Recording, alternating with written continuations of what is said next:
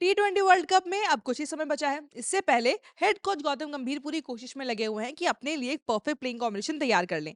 अब इस playing combination में सबसे ज्यादा मुश्किल आती है ओपनिंग स्लॉट की, यानी कि ओपनर्स की। एक ओपनर सेट है जिसका नाम है अभिषेक शर्मा।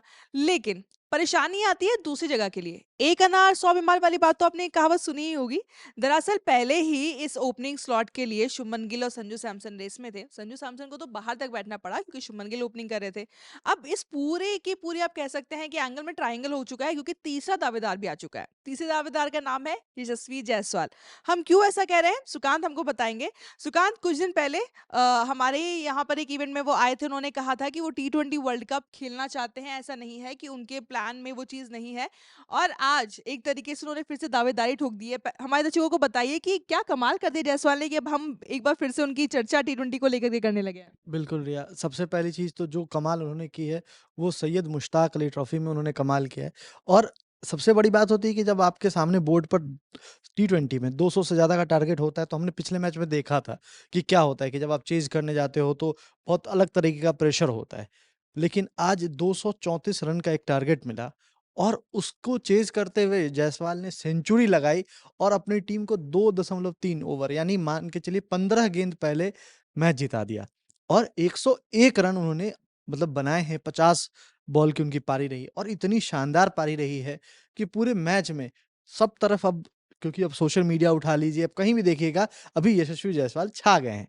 क्योंकि भाई सवाल तो उठ ही रहा था कि भाई ओपनिंग पोज़ीशन को लेकर के सारा गणित पहले से ही बिगड़ा हुआ है। शुभमन गिल परफ़ॉर्म नहीं कर पा रहे हैं, 14 मैच हो गए, एक हाफ सेंचुरी तक नहीं आई है। और उधर बेचारे जो बैठ रहे हैं संजू सैमसन, वो ऑलरेडी 3 मैच में लास्ट 1 साल तक परफ़ॉर्म करने के बावजूद कि उस स्लॉट पे वो आए और उन्होंने शतक लगाए, अभिषेक शर्मा के साथ इतनी गज़ब की हिटिंग दिखाई। 1 साल तक ये काम करने के बावजूद संजू सैमसन को टीम से बाहर बैठना पड़ रहा है। और उसके बाद जब वैसा प्लेयर बाहर बैठ रहा है और फिर अभी गिल परेशान है ऑलरेडी क्योंकि साउथ अफ्रीका के खिलाफ पहले दोनों मैच में क्योंकि अभी जब हम लोग ये वीडियो शूट कर रहे हैं तब वो तीसरा मैच अभी शुरू नहीं हुआ है, आज ही तीसरा मैच है। लेकिन जो सबसे बड़ी बात है कि शुभमन गिल पे देखिए प्रेशर कितना होगा कि अभी मैच शुरू नहीं हुआ, उससे पहले यशस्वी जायसवाल की न्यूज़ तो सब तक पहुँच गई होगी कि उन्होंने सेंचुरी ठोक दी है। तो मतलब दावेदारी बढ़ते जा रही है और वो जगह एक ही है। गिल के लिए परेशानी ये भी है ना कि जब भी वो फ्लॉप होते हैं, तब अचानक से संजू सैमसन का नाम चर्चा में आने लग जाता है, क्योंकि लोग ये कहने लगते हैं कि आप उसकी जगह खाकर के टीम में बैठे हुए हो, आप उसकी जगह पे उसके बावजूद अगर आप परफॉर्म नहीं कर रहे हो, तो दिक्कत है। तो कहीं न कहीं शुभमन गिल को करना पड़ेगा। लेकिन एक और खिलाड़ी है जिसके बारे में हम यहाँ पर बात करने वाले हैं। वो ऐसा खिलाड़ी है जिस खिलाड़ी की चर्चा अक्सर इस बात पे होती है कि वो टीम में क्यों नहीं है। प्रदर्शन करते रहते हैं, नियमित है, कंसिस्टेंट है। मुझे लगता है कि अगर आप क्रिकेट फॉलो करते हैं, खास तौर पे घरेलू क्रिकेट, तो आप समझ गए होंगे कि हम किसकी बात कर रहे हैं। हम बात कर रहे हैं सरफराज खान की। तो एक बार फिर T20 फॉर्मेट में सरफराज खान की एक और आतिशी बल्लेबाजी जो है वो देखने को मिली है, शानदार पारी देखने को मिली है। सुकांत, सरफराज की एक और अच्छी पारी, लेकिन कहाँ चूक रहे हैं? देखिए, जो चूक नहीं रहे, अब बात यही है ना कि 25 बॉल में 64 रन उन्होंने ठोक दिए और जो मैच में जितना श्रेय जाता है यशस्वी को इस मैच को बनाने में, उतना ही वो श्रेय सरफराज को भी जाता है। और सबसे कमाल की बात रिया क्या है कि अभी ऑक्शन होने वाला है, 2 दिन बाद ऑक्शन है, सरफराज खान ऑक्शन में है।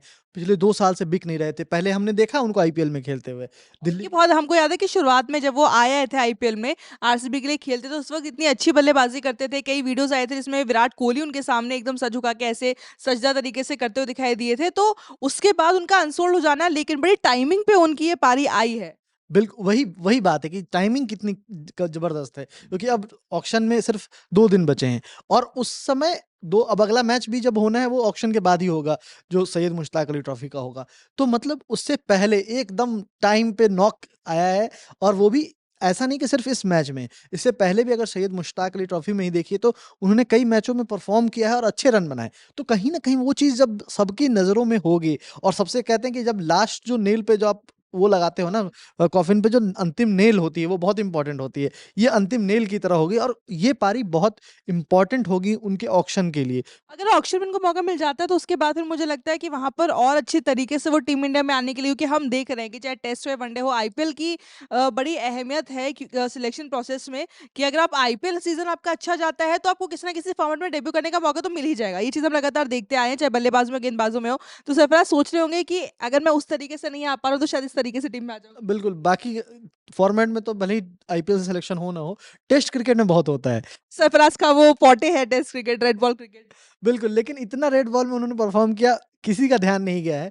शायद आईपीएल से कहीं चला जाए, तो वो एक बहुत बड़ा एक टर्निंग पॉइंट हो सकता है। आईपीएल में अगर वो सेलेक्ट होते हैं और रन बनाते हैं, जिस टीम के लिए भी खेलते हैं, रन बनाते हैं, तो ये एक बहुत बड़ा टर्निंग पॉइंट होगा और ये बहुत प्रेशर पॉइंट ओवर प्रेशर हो जाएगा, जो ऑलरेडी सेलेक्टर्स पे और कोच पे ऑलरेडी बहुत सारा प्रेशर है, सरफराज को टीम में लेने के लिए और वो अब और बढ़ जाएगा इसके साथ।